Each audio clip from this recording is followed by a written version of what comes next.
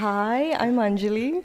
I've been in the games industry for exactly a year, and oh look, that's me. Yes. Okay. So now that we're on track, I've been in the games industry for exactly 1 year and 2 weeks, which is crazy to think about. And I remember when I first attempted to join the industry, one of the questions I consistently got asked was, "So how did you get here?" And I was like, a strange question. I mean, I did my master's at Abertay. That was in games development, excuse me. And then before that, I was a digital marketer and social media manager for 2 years. I hated that job. Oh, okay, right. Fair enough. Okay, but before that, right, I did my undergraduate in animation for 4 years, 2D and 3D. Also not games, okay? Fair. You know what? I see your point. Point was, I ended up in the industry probably because of a 2-week course in the third year of my undergraduate degree. Made games for the rest of my projects. Didn't learn from that. And I was like, oh no, animation. I wanted to be like the next big thing in Disney. I don't like people telling me what to do, so that didn't happen. And then I was like, oh, I don't know what to do. So I ended up in digital marketing. Hated it, still made games, still did game jams and all that sort of stuff. And finally, when it came to Abertay, I was like, you know what, I'm going to give games a go. And if I really like it, that's what I'm going to do. And voila, here I am. So when it came down to it, I was like, what should I talk about? So I was like, things I wish I knew better before I joined the industry. There's a few odd ones here, so just to gauge the room a bit, can I have a show of hands for the designers in the room? Designers? Okay. I'm gonna have a slightly tough crowd then. Okay, all right. How many of you were from like the Edinburgh crowd? Any hands? No? Okay, all right, we're good. My jokes aren't old then. This is the first thing. For those of you not laughing, this is a very serious thing. Designers, production, everybody in the industry uses Excel, and it's one of those things that's never talked about.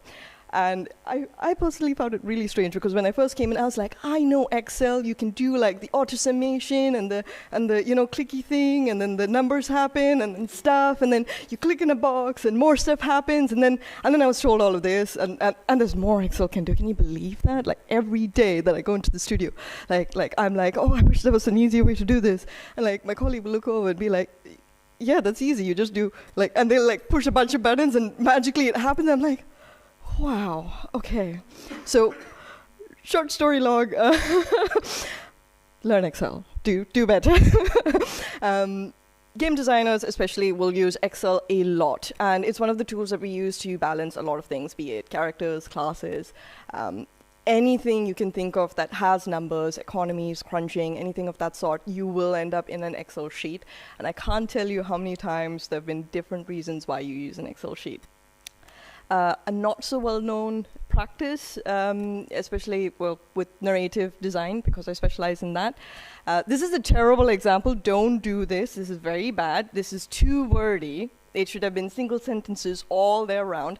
The reason why I say this is a bad example in practice, but as an example, this is a great way for narrative designers to know if different aspects on what you're trying to do for a campaign has been touched on and has been completed.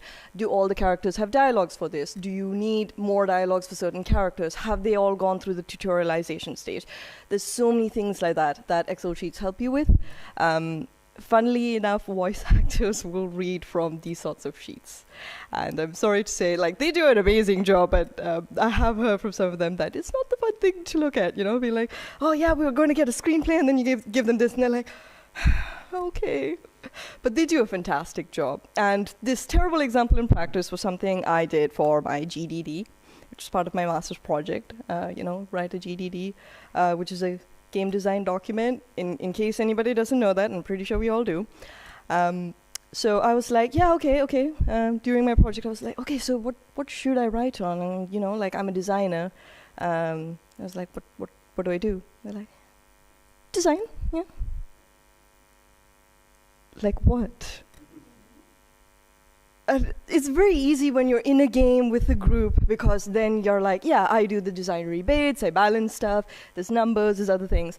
But when you're just doing theory, it's like, so I'm a designer, but what do I actually do? And they were like, write a game design document. I was like, oh, okay, easy peasy, all right. So I'm going to write a world document. I'm going to do everything. It's going to be amazing. And then I looked it up, and I was like, right, so I'm going to do like, it's going to be a 4-player RPG. It's going to be like multiplayer, local co-op sort of situation. The lead characters are all going to be female. They're going to be different races, different classes. They're going to have several different skills. And obviously, I never finished writing any of that. Surprisingly, I don't know why I thought I was going to finish it. But one of the things I wish people said then was write small, start small, and you don't have to write something absolutely unique. One of the best practices that you find for designers today who are in the industry is you will look at competitors and you will break down their designs. And that's one of the things that I should have been doing when I was in university. Instead of trying to figure out this 4-player, I'll stop waffling. Anyway, one-pagers are things you can write. Feature designs are things you can write. Obviously, it's a very difficult subject to grasp when you've never been anywhere near the industry. Being in the industry now, it's very different, my outlook on it, and I could very easily write something like that.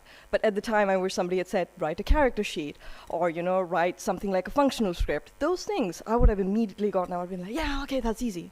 And obviously, it doesn't have to be a new idea, guys. So one of the other things going forward was just this, be versatile. It's a given in the industry. And I think it's something less spoken about outside the industry because it's so expected, especially for design. A design needs to be fluid. One of the best designs is not something that's restrictive in nature. It's something that's able to grow and evolve through the stages of production. And of course, as it says there, no engine should slow you down. The reason why I've said that is because when you join a AAA studio or even an indie studio, invariably you will find an in-house tool. If you've not used several different engines and tools before, you will really struggle picking up that in-house tool because it will have its quirks, it will have its things, and you'll just be like, oh my God, I don't know what I'm doing. Why did you make this? I mean, it's great, but why did you make this? Yeah.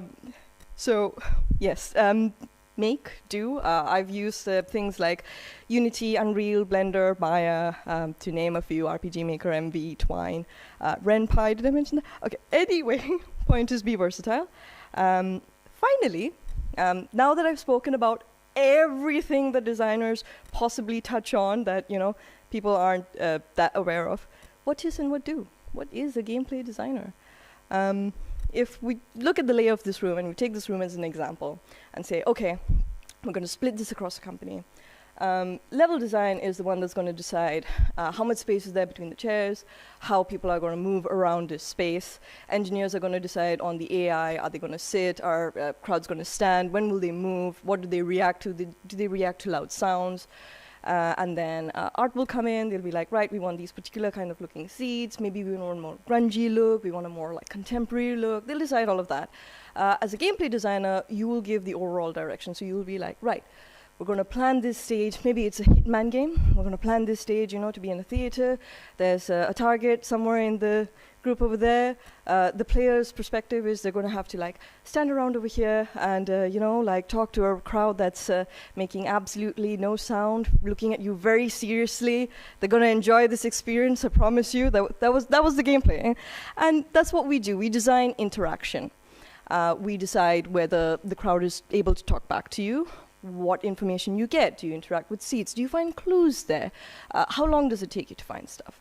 That's generally what designers do. So now that you know that, the job hunt was one of the really interesting parts in the games industry because, especially for design, titles change a lot. So I was like, I was going on LinkedIn, I was like, gameplay designer, yeah, okay, 200 positions, all right, okay, cool. Junior designers, 0. Oh, I did something wrong. Well, I'll just adjust my things. Yeah, no, there's 0. Hard to find. Nonetheless, if you scroll through and look through a lot of these job descriptions, you'll find design manager, product manager, design something else. And these are sometimes junior positions, which they don't advertise themselves as. But when you take a closer look at them, you're like, these are junior positions, cool. It needs 2+ years experience. Okay, I mean, I would assume you'd want a graduate who has some project experience, fine. AAA experience preferred if you're in a AAA studio. If I had 2 years experience and I was AAA, I'd be a designer at this point, full-fledged, just saying. So sometimes these things you do have to overlook in the job hunt. But I'll bring this talk to a close. Ooh, I'm going to be over time. I'll bring this talk to a close on generalists versus specialists. The age-old truth of everything universities taught you is, oh my God, you need to be a specialist, you need to find a specialization, and how do you not find one? Narrative design is my specialization, but a gameplay designer is a generalist, because typically you'll find that gameplay designers have to interact with art, with engineering, with so many different people, audio, tech, everything else, that you have to be a generalist. You have to know what everybody's good at, what they're doing, how long they take. Can you do it yourself? If you had to do it, how long would you take? How would you do it? And all of those things. And you have to be a generalist. So technically, you could specialize and say, I'm a gameplay designer who's also a generalist. Yay! Fun times. So I will end on that note. Thank you very much for being a lovely crowd. If you want to, keep in touch. There's a QR code there. It takes you right to my LinkedIn page. You can add me. I am done, guys. Thank you.